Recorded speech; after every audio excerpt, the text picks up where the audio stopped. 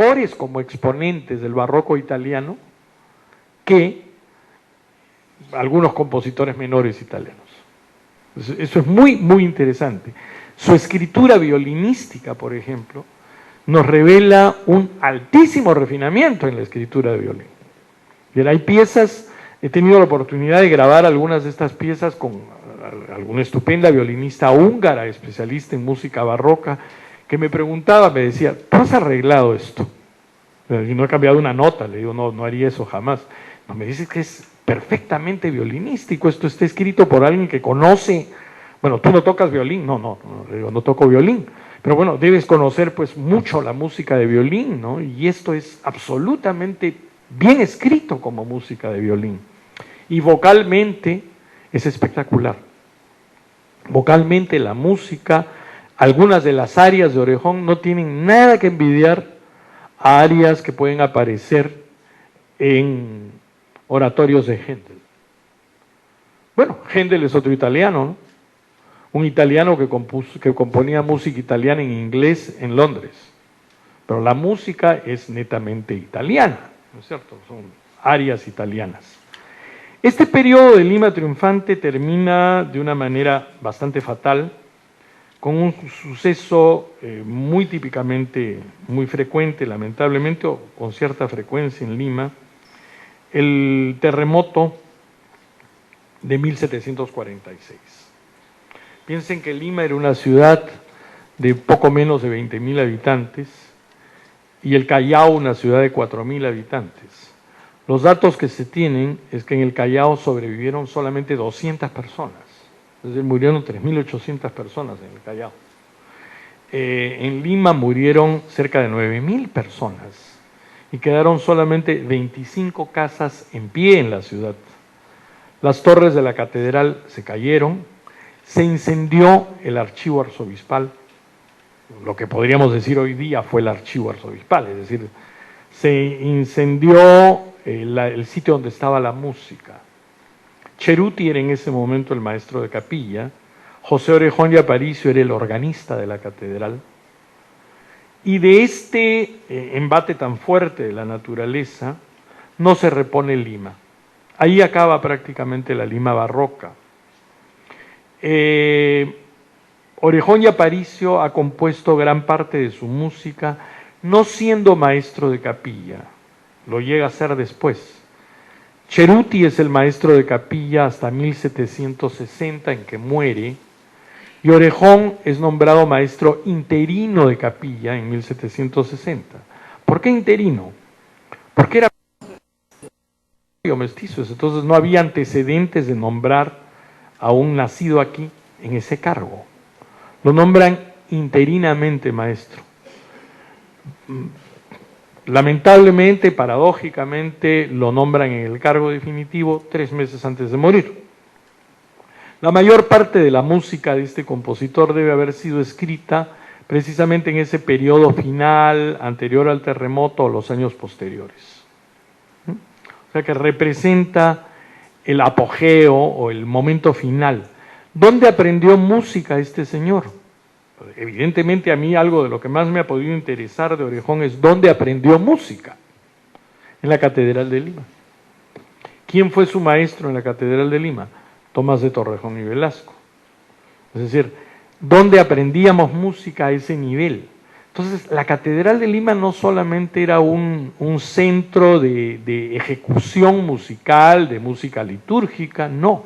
Era un centro de aprendizaje musical, donde los músicos se formaban para el trabajo mismo. Eso es interesante. Es decir, se formaban para servir a la propia catedral o para servir a las iglesias. Es decir, un centro de formación musical que formaba para el trabajo práctico a los músicos.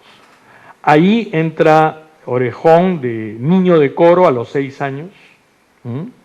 Ahí se forma, años más tarde lo vemos contratado de contralto. Ya le estaba cambiando la voz.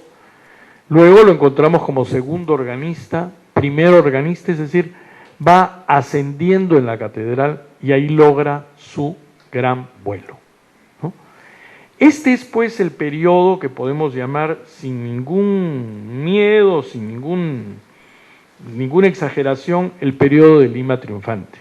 Ahora es un tema muy interesante. Cuando tuve la oportunidad de redescubrir después de algunos años el archivo musical perdido del Cusco, aquí yo creo que solo en el Perú se pierden archivos y bibliotecas completas, ¿no es cierto? Eso es un caso bastante raro. La primera vez que fui al Cusco a buscar el archivo en los años 90, nadie en el Cusco me daba razón de su existencia. Creían que se había perdido. Entonces, pero eso no puede ser, estaba en la biblioteca del seminario. No, parece que la biblioteca del seminario la donaron. Fue la información que me dio, la donaron. ¿A quién? A la universidad.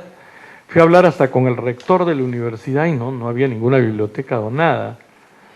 El año 1998, el obispo del Cusco logró alquilar el antiguo local del seminario a una empresa hotelera y gracias a eso reabrió su seminario. Entonces, después de haber preguntado años, un día un ilustre secretario del obispo del Cusco me avisa y me dice, por si acaso han descubierto que en el lugar donde ahora funciona el seminario, en un sitio, está la biblioteca antigua. O sea, reapareció la biblioteca. Entonces logré viajar, entré a una biblioteca bastante grande, un salón por lo menos unos 3 veces este tamaño, donde había libros. Yo entré con un joven historiador de la Católica al cual tenía que amarrar porque estaba desesperado, agarraba los libros con una avidez impresionante, decía, mire esto, mire el otro. O sea, yo decía, yo vengo a buscar manuscritos, no libros. La música que yo busco está en papeles sueltos, no en libros. ¿No? Pero una biblioteca de 14, 15 mil ejemplares, hasta ahora no clasificada, hasta ahora no catalogada, ¿no? Donde encontré en una caja de leche Gloria que estaba lista para ser botada, 3.800 papeles con música. La música del seminario que había sido ya catalogada años anteriores por Monseñor Vargas Ugarte, ¿no es cierto? Yo llevaba la lista de Vargas Ugarte, así que después de varios meses de viajes de ida y vuelta, llegamos a ordenar y catalogar 404 composiciones. La gran sorpresa que encontré, y esto lo digo lamentablemente para mis amigos cusqueños, es que la gran mayoría de la música que estaba ahí era música que provenía de Lima. Entre estos, la obra completa de Torrejón y Velasco, lo que se conoce de obra de Torrejón y Velasco, se encontraba ahí. Hay poca música cusqueña, muy interesante, pero poca. La mayor parte, y esto hace más interesante el archivo, se los decía yo, y más allá de los regionalismos, son cosas que hay que entender. Lo que hace interesantísimo ese archivo es que hay música española que no se conoce en España, de compositores de primer interés, obras que no se conocen en España. La obra más importante del maestro de capilla de Felipe IV, Carlos Patiño, la hemos encontrado en el Cusco. Mis amigos musicólogos españoles reconocen que es la obra más importante de Patiño, que ellos no la tenían en España, que fue hallada en el Cusco. Entonces, ese es el interés de este archivo. El archivo arzobispal de Lima no refleja, lamentablemente, la música de este periodo. ¿Por qué? Porque es un archivo que ha subsistido después del terremoto de 1746. La gran música de Lima la encontramos en el Cusco, en algunos lugares en Bolivia, en Bogotá, y hasta en Guatemala, donde hay alrededor de 30 obras de Torrejón y Velasco. Bueno, hablar de música y no escuchar música creo que es un delito. La música todavía, lo decimos entre broma y broma en los congresos de musicólogos, todavía es para ser escuchada, no solamente para hablar de ella, todavía es algo que debe ser escuchado. Les pediría a Carlos, que esté en el control hacernos escuchar algo de Torrejón y Velasco, el inicio de una misa de Torrejón y Velasco encontrada en Bolivia, que por la factura de la misa tengo la certeza de que es una misa muy solemne, que ha sido compuesta muy probablemente para el centenario de la muerte de Santo Toribio, la misa del 8º tono de Lima.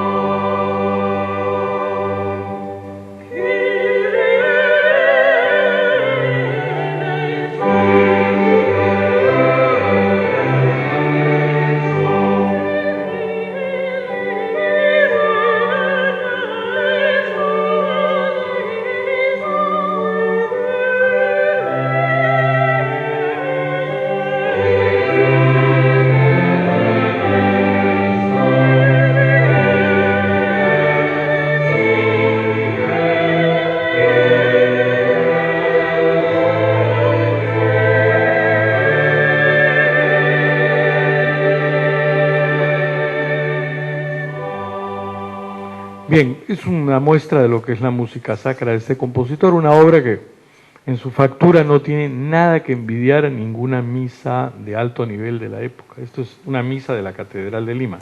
Esta pieza que voy a hacerles escuchar es un villancico que pertenece a un género muy español que se llama el rorro, canciones de cuna para el niño recién nacido, arrorró, arrorró.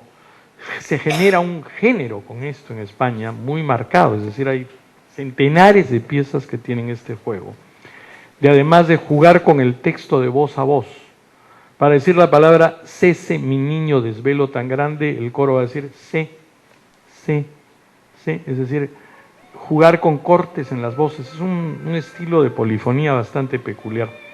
Esta pieza, que es una verdadera joya, fue hallada en el Cusco, y es interesante, encontré que se seguía tocando en el Cusco a 60 años de la muerte de Torrejón. Esto es un dato importante, la música en esa época moría con los compositores. Esa idea que tenemos hoy día de hacer música del pasado viene de la mentalidad historicista alemana del siglo XIX, es decir, en el barroco se tocaba la música compuesta en el día, es decir, o sea, que se moría el compositor, ya pasó otro, ¿no? Sin embargo, esta pieza, Desvelado Dueño Mío, se está tocando en el Cusco 60 años después de la muerte de Torrejón. Vamos a escucharla.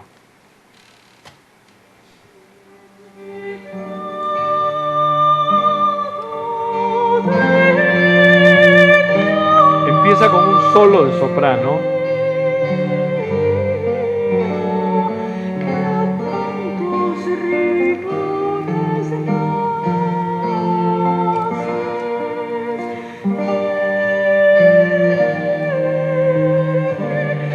Es un aria muy italiana.